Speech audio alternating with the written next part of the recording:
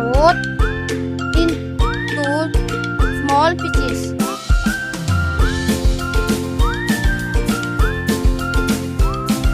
Next, cut that watermelon into snap pieces.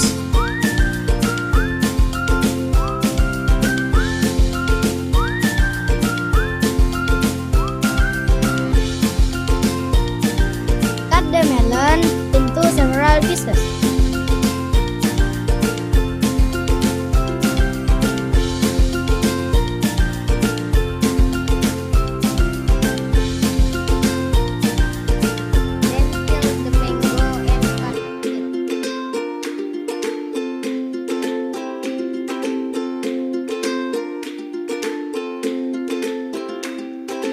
After cutting the fruit, prepare a bowl to make the salad cream.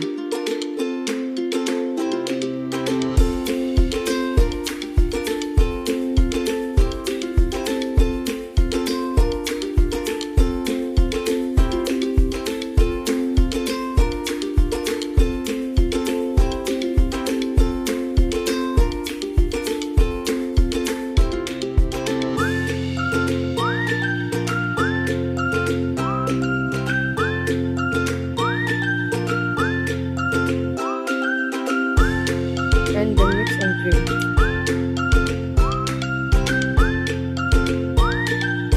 Next, add the chopped fruits little by little.